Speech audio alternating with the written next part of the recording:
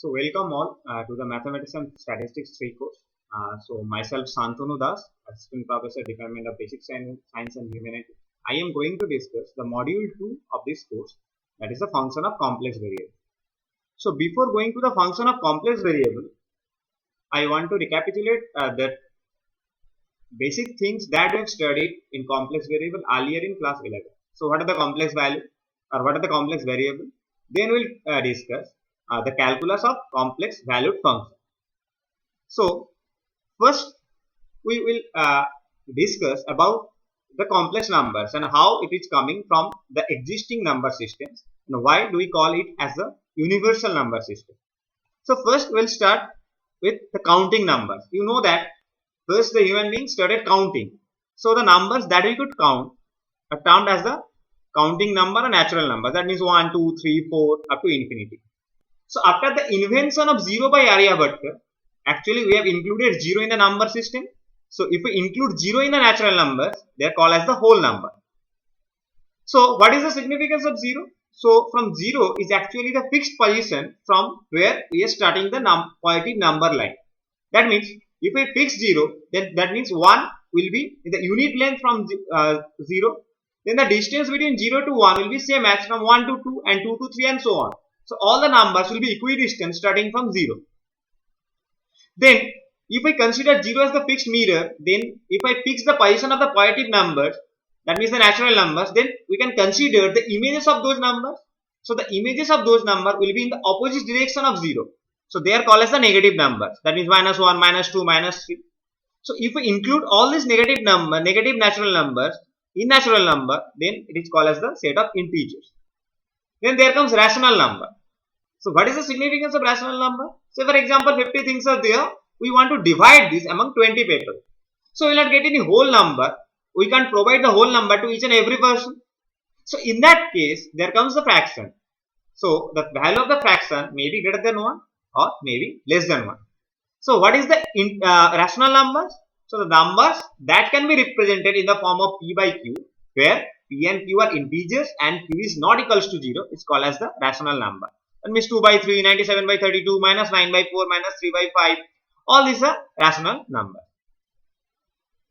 Then there comes irrational numbers. So the numbers which are not rational, it's called as the irrational numbers. That means which is not a fixed value, which is not a fixed number, that is non-terminating number. So for example, if we consider root 2, x square equals to 2 is given, so x will be plus minus square root of 2. So the value of 2 is 1.414 and this is non-terminating, but we actually approximate the value of root 2 as 1.414 for our calculation. But actually root 2 is not a fixed value, that is a non-terminating value. So this kind of numbers are defined as the irrational number. Then there comes algebraic number. What is the algebraic number? So if I consider any equation whose coefficients are rational, so rational means this will be obviously integer. Then the roots of that kind of equation is called as the algebraic number. So the algebraic number may be real or it may be imaginary, may be complex. So what are the algebraic numbers? Say for example, we have considered x square plus x plus 1 equals to 0. So here the coefficients are 1. So they are rational numbers because they are integers, natural numbers. So they are obviously rational numbers. So here the root of this equation will be minus 1 plus minus square root of 3 by 2, 3i by 2. So they are imaginary. So this number will be called as the algebraic number. If I consider x square minus 9 by 4 equals to 0, so x will be plus minus 3 by 2. So plus minus 3 by 2 is the algebraic number.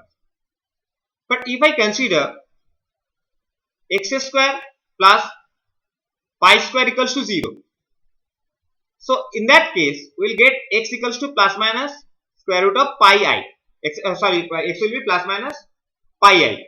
So in that case the equation that we have considered x square plus pi square equals to 0. So here the coefficients are not rational. That means coefficient of x square is 1, but pi square, that is the constant term, that is not the rational number. So here we can't identify pi I as a root of a equation which coefficients are rational. So this pi is not a rational algebraic number. They are called as a transcendental number. So the algebraic number means the numbers which can be identified as the root of some equations which coefficients are rational. Otherwise, they will be treated as transcendental number. Then there comes complex number. Say for example, we are calculating some distance over the surface of the earth and we are calculating some distance below the surface of the earth. So, we are not calculating in the real direction. So, something we are calculating that we can't measure in our real dimensional world. So, that kind of calculations require the value of complex number. So, in the complex number can be represented in the form of z equals to a plus ib, where a is the real part, because simultaneously we can calculate both in the real direction as well as the imaginary direction. So, a plus bi, that means a we are calculating through real direction, b we are calculating through imaginary direction. So, this is the complex number. So, in the complex number, if the real part is missing, real part is 0, that means a is 0. So, it will be bi. So, then it is called as the purely imaginary number. And if the imaginary part is missing, that means b equals to 0, then it is called as the real number or purely real number. So, if I want to solve x square plus 4 equals to 0, then x will be square root of minus square root of, plus minus square root of minus 4. So, that can be written in the form of plus minus square root of 4 into root over of minus 1. So, plus minus 2 into root over of minus 1. So, here root over of minus 1 cannot be evaluated. So, root over of minus 1 is defined or denoted as I. So, I is not actually a value, but I is a symbol through which you could identify root over of minus 1. So, now I am going to discuss how to represent a complex number. So, since the complex number, both there are real part as well as imaginary part. So, two variables are there, x and y. So, the complex number can be represented in the case of real number, we can represent in one dimension. So, real number can be represented in the real line, that means one dimensional line. But for the complex number, it can be represented in the two-dimensional plane. So, since in the two dimension, both the values x and y are not real, so it is called as the eigenplane. So, if I take z, so z means x plus iy, so x we can evaluate towards x direction and y we can evaluate towards the y direction. So, y is treated as the imaginary direction here. So, what is I? So, we know that 1 is the unit in the real direction. So, similarly, I will be the unit in the imaginary direction. That means x times 1, that is the real direction we are calculating, x value, and in the I times y, that means the imaginary direction, I is the unit. So, we are calculating the amount of value we are calculating in the imaginary direction is y. Then I am going to discuss few properties that we have studied earlier in class 11. That is the basic algebraic property. So, if z1 equals to x1 plus iy1 and z2 equals to x2 plus iy2, then the real part of z1 is x1, real part of z2 is x2, and this is defined by real of z. And imaginary part of z1 is y1, imaginary part of z2 is y2, and this is defined as imaginary of z. Then in the eigenplane that I have told earlier, z can be represented in the form of the order pair x comma y, because we know that if we want to represent any point in the two-dimensional plane, we represent in the form of the order pair x comma y. So in the eigenplane also, x comma y, that implies x is the real value, real direction we are calculating x amount, and in the imaginary direction we are calculating y amount. Then the addition of two complex numbers. The addition of two complex number means we are adding the real parts together or subtracting the real parts together, and we are adding or subtracting the imaginary parts together. That means x1 plus y1 plus I into y1 plus minus y2. Then there comes complex conjugate. So, what is the complex conjugate? So, what is the significance of complex conjugate? Just I am going to discuss in that eigenplane. So, say it is z. Then z bar is denoted as the complex conjugate. So, what is z bar? So, graphically, if this is z, so z bar will be the image of that point with respect to the real axis. That means z bar will be here. So, the distance of z from the real axis will be same as distance from z bar from the real axis. So, the coordinate of z bar, the x coordinate of z bar will be x and y coordinate of z bar will be y. But here z is there in the first quadrant, but z bar will be there in the fourth quadrant. So, in the case of z bar, x will be positive and y will be negative.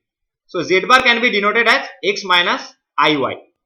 So that's why the image of z, that is z bar, is defined as the complex conjugate of z and denoted as x minus iy. Then z1 into z2. So in z1 there are 2 terms, in z2 there are 2 terms. So if we multiply both, there will be 4 terms. So out of those 4 terms, 2 will be real. So we'll keep real parts together plus I into imaginary parts together. Then z1 by z2. So z1 by z2 means x1 plus iy1 by x2 plus iy2. Then in order to rationalize this, we will multiply by x2 minus iy2 in both numerator and denominator. Then we will separate the real part and imaginary part. Then z1 by z2 can be defined as this. So this definition will be provided if z2 is not equals to 0. Then I am going to discuss the polar representation of the complex number and Euler's theorem.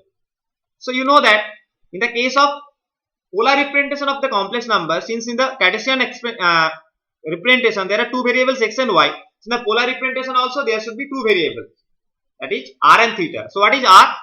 R is nothing but the position vector of z from the position vector of z in the eigenplane. That means if we join z with the origin 0 with a straight line, then r actually, the modulus of the magnitude of r actually denotes this distance, and r is nothing but the position vector of z. And what is theta? Theta is the angle that the r or positional vector of z is making with the real axis.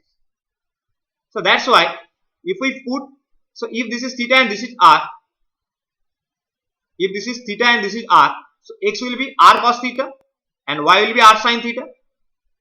So we can write z as r into cos theta plus I sin theta. So as per the Euler's theorem, this will be r e to the power I theta. So previously you know the cos theta series and sin theta series. So cos theta series means 1 minus theta square by 2 factorial plus theta to the power 4 by 4 factorial. And sin theta means 1 minus theta cube by 3 factorial plus theta to the power 5 by 5 factorial. If you put this in the left hand side, in the right hand side, if you break e to the power theta series, e to the power I theta series, e to the power x, you know that 1 plus x by 1 factorial plus x square by 2 factorial plus x cube by 3 factorial. Then if you put the values of this series in the left hand side, put the values of the series in the right hand side, then actually we will get this relation. So that is called as the Euler's theorem. That is very important theorem. And the modulus of z. What is the modulus of z?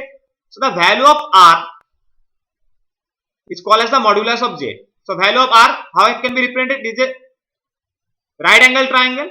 So r will be x square plus y square. So that means r is square root of x square plus y square. So that is the modulus of z. And so the value of r will be root over of x square plus y square. And value of theta, so we know that tan theta will be r sin theta by r cos theta. So that is tan theta equals to y. This is y by x. So theta will be tan inverse y by x. So that is called as the modular amplitude or argument of z, and that is the theta.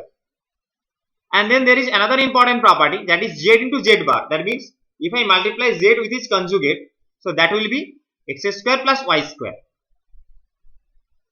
So that is mod of z whole square. So they are the few useful properties that I have studied earlier. So just I have discussed this so that whenever we will discuss our actual topics, you can easily understand this very easily. So what we have discussed so far? So in this lecture so far, I have discussed how we can identify the complex number as a universal number system, and how we can define the addition, multiplication, subtraction, division of complex numbers. Then what is the polar representation of complex number? What is the modulus of a complex number? What is the argument of a complex number? All these things we have discussed so far.